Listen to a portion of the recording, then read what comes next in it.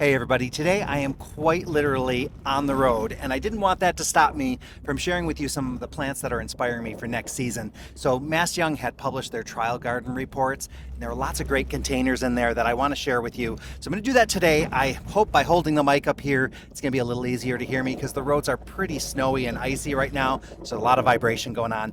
So hopefully that's not too bad, but let me jump right in. First one is one that they labeled Deco Pot number 115, and take a look at this because you notice that blue salvia in there is absolutely gorgeous. That's the Velocity Blue. Now you could also use like the Cathedral Blue, or one of my other favorites is the Sally Fun Blue Lagoon. There's a couple others. Proven Winners has a variety as well.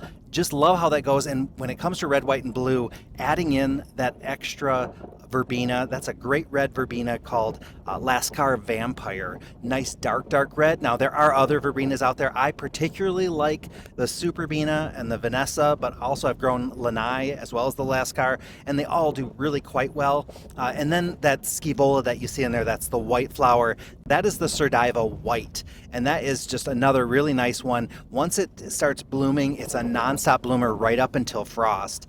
And over here they have Deco Pot number 116, and this one features the Angelonia big bicolor pink Angelonia. That's that beautiful pink flower in there, and this is going to be similar to the Proven Winners variety that they just are releasing, the Wedgwood Pink. Either one of those would look fantastic in there. And then we have those hot pink geraniums. Those are the Calliope medium hot pinks. Beautiful color on those. And if you look inside, you'll notice there's some hypoestes.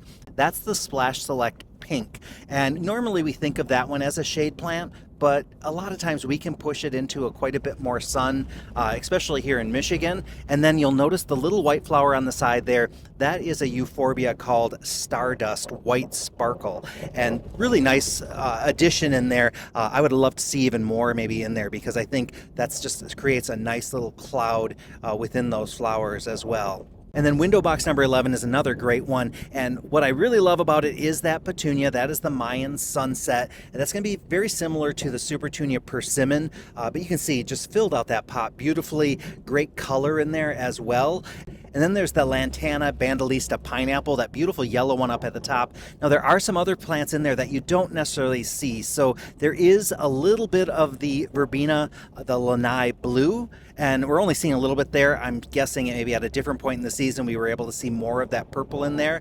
And then there's also some Calibrachoa, the Chameleon Blueberry Scone, and you can see those tucked in there. Now that is one of the varieties that tends to color shift. So depending on the conditions, we might get a little bit different color in there. I think it's one of those plants you could probably skip that in the verbena because I think it looks beautiful just with the Lantana and the petunia, but I think adding in maybe another color of Calibrachoa could be nice too. There's a couple different varieties, and that Chameleon series is one where it has kind of a subtle variation in color. Meanwhile, there are other varieties that have a much higher contrast, so you're going to see like hot pink and yellow or hot pink and purple, that type of thing. So this one is more subtle. Deco Pot number 119 is interesting because it has a new Coleus in there. That's the Downtown Miami Magic. I had gotten my hands on this one and had it on my porch.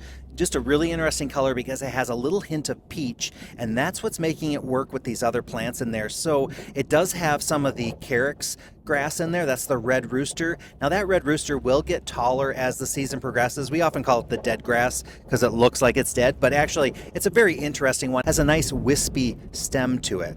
We have a salvia in there. That's the Saucy Coral, and I really like how that one is looking with that color in there, and it really plays nice off of that Calibrachoa. That's the mini famous Uno orange red vein, and there's a lot more of these Calibrachoas that have the bicolor or maybe a different color throat that are coming out, and this one's relatively new. There are a couple others that I really like that show up. There's another one from Proven Winners called Super Bell's Vintage Coral. That's a really beautiful double that's new.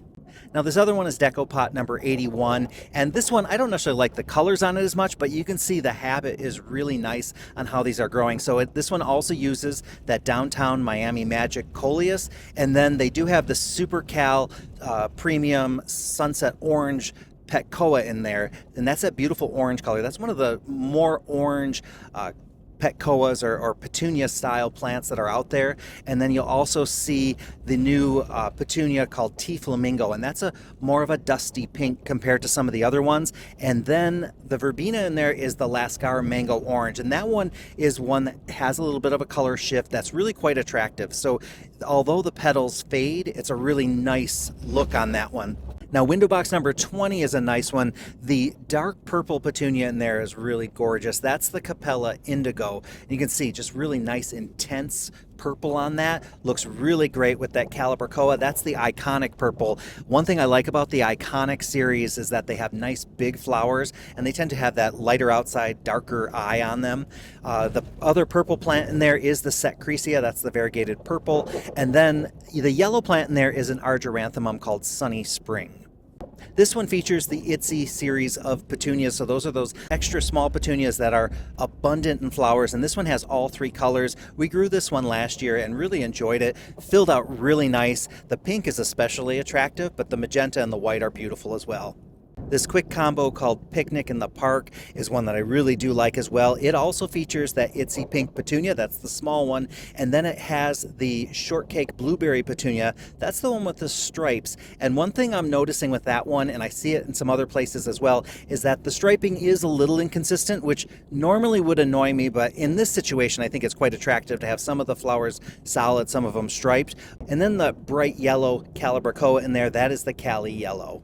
There's another beautiful hanging basket. The Bidens in there is the Popstar Yellow. So that's that yellow flower in there. Those tend to get nice and full of flowers. Then we have the Calibrachoa Chameleon Indian Summer. So another one that gets a little bit of a color shift, but this one has a little more striping in the flower versus splotchy kind of pattern. So that makes it kind of nice. And then we're seeing that verbena, the Lascar Vampire again. So that's my take on those containers. Hopefully you got a little inspiration for your spring and summer containers out of that. A lot of new varieties tucked in there that maybe you didn't hear of. So glad I was able to share that with you. We did make it to our destination safe and sound, even though, as you can see, there's plenty of white stuff all over the place. We have a tradition every Thanksgiving weekend. We would go with Liam's mom to Sault Ste. Marie, Michigan, and meet up with my parents. And we just make a whole weekend of it and have a good time. And we decided we wanted to continue that tradition even though Liam's mom is gone. So that's been kind of what we're up to this weekend. And we always go downtown and we love to shop downtown, support the local businesses. And I do want to emphasize that if you can, do support your local small business. It's really important, and whether that's by shopping with them or sharing their posts on social media or giving them a review on like Facebook or Google Maps, any of that will help. So I want to encourage you guys to do that as well. It's going to help out your businesses in so many ways just by doing things like that. So I'll see you guys very, very soon, and hope you had a great Thanksgiving if you're in the US. And for those of you in Canada, well, you had your Thanksgiving way, way back. So good talking to you guys all. I'll see you in the next video.